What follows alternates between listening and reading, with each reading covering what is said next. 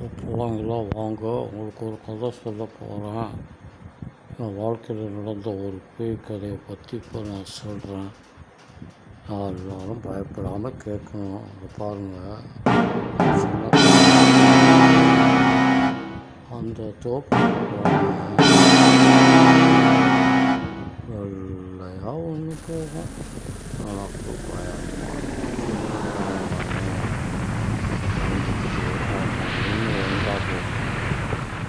நானும் அது கூடயே பின்னாடி போவேன். என்ன பண்ணேன், பயந்துட்டே தான் போவேன். சாயங்காலம் தான், இரவு கிடையாது. சாயந்தரம் ஒரு 5 மணி சுமார் இருக்கும்.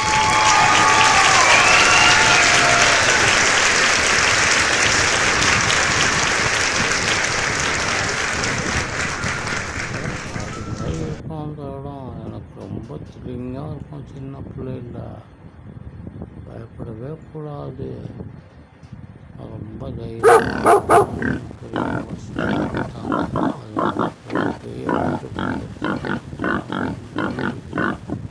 பயங்கரமாக யாருமே இருக்க மாட்டாங்க.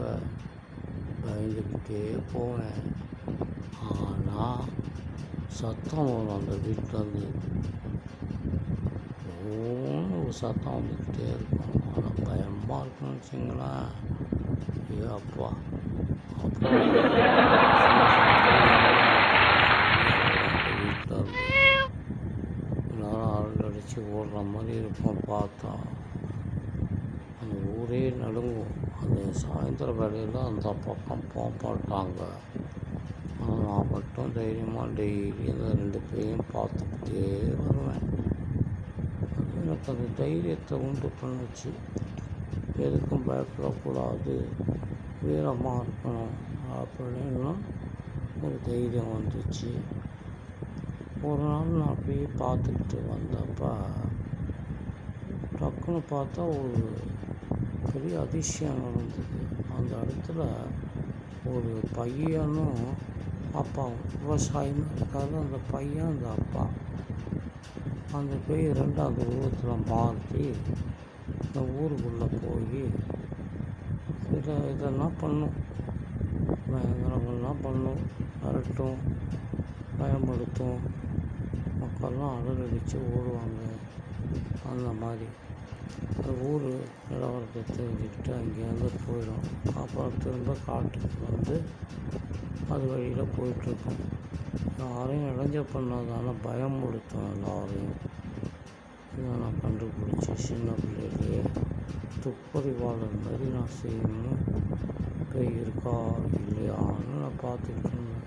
அப்போது ஒரு நாள் நான் அந்த வீட்டுக்குள்ளே போய் பார்க்கும்போது, அப்போது நான் சின்ன வயசுலனே உள்ளே போனேன்.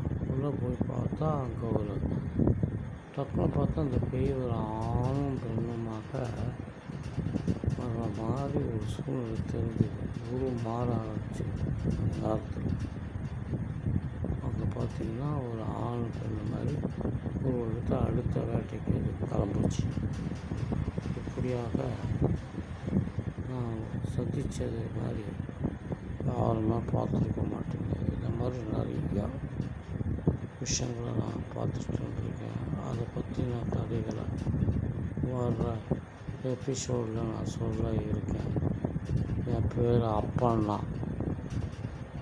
நான் மலையக்காட்டூரில் இருக்கேன். மலையக்காட்டூர் வந்து பாருங்கள். நிறையா சொல்லுவேன் உங்களை. இனிமேல் இந்த மாதிரி நான் டெய்லி வாரம் மீட் பண்ணுறேன். சரியா? நல்லது பிள்ளைங்கள.